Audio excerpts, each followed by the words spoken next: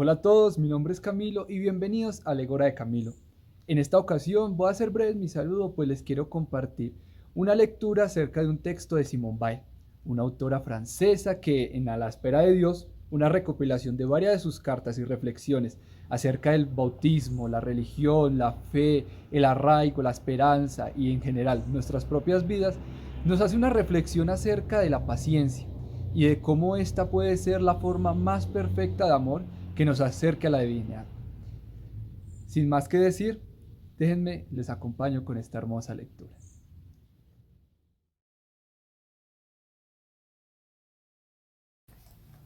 Reflexiones sobre el buen uso de los estudios escolares como medio de cultivar el amor a Dios, de Simone Weil. La clave de una competencia cristiana de los estudios radica en la oración está hecha de atención. La oración es la orientación hacia Dios de toda la atención que el alma es capaz. La calidad de la oración es para muchos en la calidad de la atención. La calidez del corazón no puede suplirlo. Solo la parte más elevada de la atención entra en contacto con Dios, cuando la oración es lo bastante intensa y pura como para que el contacto se establezca. Pero toda la atención debe estar orientada hacia Dios. Los ejercicios escolares desarrollaron, claro está, una parte menos elevada de la atención. Sin embargo, son plenamente eficaces para incrementar la capacidad de atención en el momento de la oración, a condición de que se realicen con este fin y solamente con este fin. Aunque hoy en día parezca ignorarse este hecho, la formación de la facultad de la atención es el objetivo verdadero y casi único interés de los estudios. La mayor parte de los ejercicios escolares tienen también un cierto interés intrínseco, pero se trata de un interés secundario. Todos los ejercicios que apelan realmente a la capacidad de atención tienen un interés muy similar e igualmente legítimo. Un estudiante que ame a Dios no debería decir nunca: me gustan las matemáticas, me gusta el francés, me gusta el griego. Debe aprender a amar todas estas materias porque incrementa la atención que, orientadas hacia Dios, es la sustancia misma de la oración. No tener una natural facilidad o preferencia por la geometría no impide el desarrollo de la atención por medio de la resolución de un problema o el estudio de una demostración. Más bien al contrario, es casi una circunstancia favorable. Por una parte, importa poco que se llegue a encontrar la solución o a entender la demostración, aunque ciertamente haya que esforzarse por lograrlo. Nunca, en ningún caso, un verdadero esfuerzo de atención se pierde. Siempre es plenamente eficaz en el plano espiritual y por consiguiente lo es también por añadidura en el plano inferior de la inteligencia, pues toda luz espiritual ilumina la inteligencia. Si se busca con verdadera atención la solución de un problema de geometría y si, al cabo de una hora, se ha avanzado en lo más mínimo, si se ha avanzado, sin embargo, durante cada minuto en esa hora, en otra dimensión más misteriosa, sin sentirlo, sin saberlo, ese esfuerzo en apariencia estéril e infructuoso ha llevado una luz hasta el alma. El fruto se ha encontrado algún día, más adelante en la oración. Y también se encontrará, sin duda, en un dominio cualquiera de que la inteligencia, acaso ajena por completo de las matemáticas, quizá un día el protagonista de ese esfuerzo ineficaz podría, gracias a él, captar más directamente la belleza de un verso de Rinés. Pero que el fruto del esfuerzo revierte en la oración, eso es algo seguro, algo de lo que no hay la menor duda. Las certezas de este tipo son de carácter experimental, pero si no se cree en ellas antes de haberlas experimentado, si no se actúa, al menos, como si se creyera, no se llegará nunca a la experiencia que las hace posibles. Hay ahí una especie de contradicción. Así ocurre a partir de un cierto nivel con todos los conocimientos útiles al progreso espiritual. Si no se los adopta como regla de conducta antes de haberlos verificado, si durante largo tiempo no se les presenta adhesión solamente por la fe, una fe en principio tenebrosa y sin luz, jamás se les transformará en certezas. La fe es condición indispensable. El mejor apoyo de la fe es la garantía de que si pedimos pan al Padre, no nos dará piedras, al margen incluso de que todas las creencias religiosas explicitan Cuantas veces un ser humano realiza un esfuerzo de atención con el único propósito de hacerse capaz de captar la verdad, adquiere esa mayor capacidad aun cuando su esfuerzo no produzca ningún fruto visible. Un cuento esquimal explica así el origen de la luz. El cuervo, que una noche eterna no podía encontrar alimento, deseó la luz y la tierra se iluminó. Si hay verdadero deseo, si el objeto del deseo realmente la luz, el deseo de luz produce luz. Hay verdadero deseo cuando hay esfuerzo de atención. Es realmente la luz lo que desea cuando cualquier otro móvil está ausente. Aunque los esfuerzos de atención fuesen durante años aparentemente estériles, un día, una luz exactamente proporcional a esos esfuerzos inundará el alma. Cada esfuerzo añade un poco más de oro a un tesoro que nada en el mundo pueda sustraer. Los esfuerzos inútiles realizados por el cura de Ars durante largos y dolorosos años para aprender el latín aportaron sus frutos en el discernimiento maravilloso que le permitía percibir el alma misma de los penitentes detrás de las palabras e incluso detrás de su silencio. Es preciso pues estudiar sin ningún deseo de obtener buenas notas, de aprobar los exámenes, de conseguir algún resultado escolar, sin ninguna consideración por los gustos o aptitudes naturales, aplicándose por igual a todos los ejercicios, en el pensamiento de que todos sirven para formar la atención que constituyen la sustancia de la oración. En el momento en que uno se aplica a un ejercicio, hay que tratar de realizarlo correctamente, pues esta voluntad es indispensable para que haya verdadero esfuerzo. Pero a través de este fin inmediato, la intención profunda debe estar dirigida exclusivamente hacia el acrecimiento del poder de atención de cara a la oración, de la misma forma que cuando se escribe se dibuja la forma de las letras sobre el papel sin que el objeto sean las letras en sí, sino la idea que se quiere expresar. Poner en los estudios esta única intención con exclusión de cualquier otro fin es la primera condición para un buen uso espiritual. La segunda condición es obligarse rigurosamente a mirar de frente, a contemplarla con atención durante largo rato cada ejercicio mal resuelto en toda la fealdad de su mediocridad, sin buscar ninguna excusa, sin desdeñar ninguna falta ni ninguna corrección del profesor, tratando de remontarse al origen de cada error. Es grande la tensión de hacer lo contrario, de echar sobre el ejercicio corregido, si es deficiente, una mirada oblicua y olvidar enseguida. Casi todos los estudiantes actúan así la mayor parte de las veces, que hay que rechazar esa tensión. Por otra parte, nada es más necesario al éxito escolar, pues se trabaja con escaso aprovechamiento, hágase el esfuerzo que se haga, cuando no se presta atención a las faltas cometidas y a las correcciones de los profesores. Así puede adquirirse, sobre todo, la virtud de la humildad, tesoro infinitamente más precioso que todo el progreso escolar. A este respecto, la contemplación de la propia estupidez es quizá la más útil, incluso la del pecado. La conciencia de pecado proporciona el sentimiento de ser malo, lo que puede dar ocasión al desarrollo de un cierto orgullo. Cuando uno se obliga por la fuerza a fijar la mirada de sus ojos y de su alma sobre un ejercicio escolar estúpidamente resuelto, se siente con evidencia irresistible la prioridad de la mediocridad. No hay conocimiento más deseable. Si se llega a conocer esta verdad con toda el alma, uno se establece firmemente en el verdadero camino. Si se cumple estrictamente esas dos condiciones, los estudios escolares son un camino hacia la santidad tan bueno como cualquier otro. Para cumplir la segunda basta con quererlo. No ocurre lo mismo que con la primera. Para prestar verdadera atención hay que saber cómo hacerlo. Muy a menudo se confunde la atención con una especie de esfuerzo muscular. Si se dice a los alumnos, ahora vais a prestar atención, se les ve fruncir las cejas, retener la respiración, contraer los músculos. Si pasado un par de minutos se les pregunta a qué están prestando atención, no serán capaces de responder. No han prestado atención a la nada. Simplemente no han prestado atención.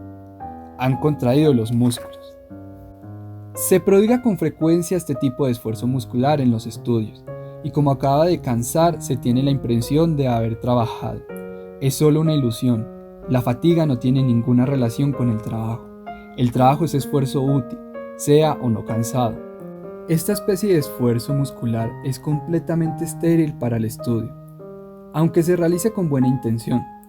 Esta buena intención es una de esas que sirven para emprender el camino del infierno. El estudio realizado de esta forma puede a veces ser positivo desde el punto de vista escolar, de las notas y los exámenes, pero lo será a pesar del esfuerzo y merced de las capacidades naturales. Esa clase de estudio es siempre inútil. La voluntad, la que llega al caso, hace apretar los dientes y soportar el sufrimiento. Es el arma principal del aprendiz en el trabajo manual. Pero, contrariamente a lo que de ordinario se piensa, apenas cumple ninguna función en el estudio. La inteligencia no puede ser movida más que por el deseo. Para que haya deseo es preciso que haya placer y alegría. La inteligencia crece y proporciona sus frutos solamente en la alegría. La alegría de aprender es tan indispensable para el estudio como la respiración para el atleta. Allí donde está ausente, no hay estudiantes, tan solo pobres criaturas aprendices que al término del aprendizaje ni siquiera tendrán oficio. Es el papel que el deseo desempeña en el estudio lo que permite hacer en él una preparación para la vida espiritual, pues el deseo orientado hacia Dios es la única fuerza capaz de elevar el alma, o más bien es Dios quien viene a recoger el alma y a elevarla, pero es el deseo lo que obliga a Dios a bajar. Dios no solo viene a aquello de lo que se pide, y no puede dejar de hacerlo cuando se lo piden con frecuencia, ardientemente y de forma prolongada. La atención es un esfuerzo, el mayor de los esfuerzos quizá, pero es un esfuerzo negativo. Por sí mismo no implica fatiga. Cuando la fatiga se deja sentir, la atención ya casi no es posible, a menos de que se esté bien adiestrado. Es preferible entonces abandonarse, buscar un descanso y luego, un poco más tarde, volver a empezar, dejar y retomar la tarea como se inspira y se expira. 20 minutos de atención intensa y sin fatiga valen infinitamente más que 3 horas de esa dedicación de cejas fruncidas que lleva a decir con el sentimiento del deber cumplido: he trabajado bien. Pero, a pesar de las apariencias, es también mucho más difícil. Hay algo en nuestras almas que rechaza la verdadera atención mucho más violentamente de lo que la carne rechaza el cansancio. Ese algo está presta a la verdadera atención. Se destruye algo del mal que hay en uno mismo. Si la atención se enfoca en ese sentido, un cuarto de hora de atención es tan valioso como muchas buenas obras. La atención consiste en suspender el pensamiento, en dejarlo disponible, vacío y penetrable al objeto, manteniendo próximos al pensamiento, pero en un nivel inferior y sin contacto a él, los diversos conocimientos adquiridos que deban ser utilizados. Para con los pensamientos particulares y ya formados, la mente debe ser como el hombre que, en la cima de la montaña, dirige su mirada hacia adelante y percibe a un mismo tiempo bajo sus pies, pero sin mirar los numerosos bosques y llanuras. Y sobre todo la mente debe estar vacía, a la espera, sin buscar nada, pero dispuesta a recibir en su verdad desnuda el objeto que va a penetrar en ella. Todos los contrasentidos de los traductores, todos los absurdos en las soluciones de los problemas de geometría, todas las torpezas de estilo y los defectos de encadenamiento de las ideas de los trabajos de francés tienen su origen en el hecho del pensamiento, precipitándose apresuradamente sobre algo y quedando así lleno de forma prematura. No se encuentra ya disponible para acoger la verdad. La causa es siempre la pretensión de ser activo, de querer buscar. Se puede comprobar que así, en cada ocasión, en cada falta, remontándose hasta la raíz. No hay mejor ejercicio de esta comprobación, pues esta verdad es de las que no solo se acepta experimentándola una y mil veces. Lo mismo ocurre con todas las verdades esenciales. Los bienes más preciados no pueden ser buscados, sino esperados, pues el hombre no puede encontrar por sus propias fuerzas y, si se pone en su búsqueda, solo encontrará en su lugar falsos bienes, cuya falsedad no sabrá discernir. La solución de un problema de geometría no es en sí misma un fin valioso, pero también se le aplica la misma ley, pues es la imagen de un bien que sí lo es. Siendo un pequeño fragmento de verdad particular, es una imagen pura de la verdad única, eterna y viva, esa verdad que, con voz humana, dijo un día: yo soy la verdad. Visto así, Todo ejercicio escolar se asemeja a un sacramento. Hay para cada ejercicio escolar una manera específica de alcanzar la verdad mediante el deseo de alcanzarla y sin necesidad de buscarla. Hay una manera de prestar atención a los datos de un problema de geometría sin buscar su solución, a las palabras de un texto latino, de griego, sin buscar su sentido. Hay una manera de esperar, cuando se escribe, a que la palabra justa venga por sí misma a colocarse bajo la pluma, rechazando simplemente las palabras inadecuadas. El primer deber hacia los escolares y los estudiantes es enseñarles este método, no solo en general, sino en la forma particular que con cada ejercicio se relaciona. Es un deber, no solo de los profesores, sino también de los directivos espirituales, y estos deben, además, dejar bien clara, con diafanidad absoluta, la analogía existente entre la actividad y la inteligencia en estos ejercicios y la situación del alma que, como lámpara bien llena de aceite, espera al esposo con confianza y con deseo. Todo adolescente amante de Dios, al hacer un ejercicio de latín, debería tratar de parecerse un poco más, por medio de dicho ejercicio, al esclavo que vela y escucha junto a la puerta, esperando la llegada del Señor. A su llegada, el Señor sentará al esclavo en la mesa y él mismo le servirá de comer. Es solo esa espera, esa atención, lo que obliga al Señor a ese derroche de ternura.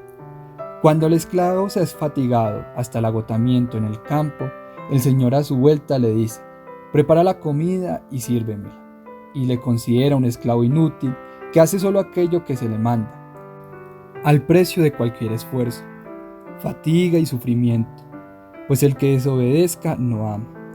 Pero hecho todo eso, no es más que un esclavo inútil. Es esa condición del amor, pero no es suficiente. Lo que fuerza al Señor a hacerse esclavo de su esclavo, a amarle, no es eso, y menos todavía cualquier búsqueda que el esclavo pudiese emprender temerariamente por propia iniciativa. Es únicamente la vigilia, la espera y la atención. Felices pues aquellos que pasan su adolescencia y su juventud formando únicamente ese poder de atención. Sin duda no están más próximos al bien que sus hermanos que trabajan en los campos y en las fábricas, pero lo están de otra manera. Los campesinos, los obreros, poseen esa cercanía a Dios de sabor incomparable que yace en el fondo de la pobreza, de la ausencia, de la consideración social y de los sufrimientos largos y constantes. Pero consideradas las ocupaciones en sí mismas, los estudios también están más próximos a Dios a causa de esa atención que constituye su alma. Aquel que pasa sus años de estudio sin desarrollar la atención pierde un gran tesoro. No es solo el amor a Dios lo que tiene por sustancia la atención. El amor al prójimo, que como sabemos es el mismo amor, está formado de la misma sustancia. Los desdichados no tienen en este mundo mayor necesidad que la presencia de alguien que les preste atención. La capacidad de prestar atención a un desdichado es una cosa muy rara, muy difícil. Es casi, o sin casi, un milagro. Casi todos los que creen tener esta capacidad, en realidad no la tienen. El ardor, el impulso del corazón, la piedad no son suficientes. En la primera leyenda de Gral, se dice que Gral, piedra milagrosa que por la virtud de la hostia consagrada sacía toda hambre, pertenecerá al primero que diga al guardia de piedra, rey paralítico de las 3/4 partes de su cuerpo a causa de una dolorosa herida: ¿cuál es tu tormento? La plenitud del amor al prójimo estriba simplemente en ser capaz de preguntar: ¿cuál es tu tormento? Es ese saber que el desdichado existe, que no como una unidad más de una serie, no como ejemplar de una categoría social que porta la etiqueta de desdichados, sino como hombres semejante en todos nosotros, que fue un día golpeado y marcado con la marca inevitable de la desdicha. Para ello es suficiente, pero indispensable, saber dirigirle una cierta mirada. Esta mirada es, ante todo, atenta. Una mirada en la que el alma se vacía de todo contenido propio para recibir al ser que se está mirando tal cual es, en toda su verdad. Solo es capaz de ello quien es capaz de atención. Pero eso es cierto, aunque pueda parecer paradójico. En una traducción latina, un problema de geometría, aunque se haya resuelto mal, siempre que se les haya dedicado el esfuerzo adecuado, Pueden proporcionar mayor capacidad de llevar a un desdichado en el momento culminante de su angustia, si algún día la ocasión de ello se presenta, el socorro susceptible de salvarse. Para un adolescente capaz de captar esta verdad y lo bastante generoso como para desear este fruto antes que ningún otro, los estudios tendrán en plenitud la eficacia espiritual, al margen incluso de toda creencia religiosa. Los estudios escolares son un campo que encierra una perla por la que vale la pena vender todos los bienes, sin guardarse de nada a fin de poder comprarlo.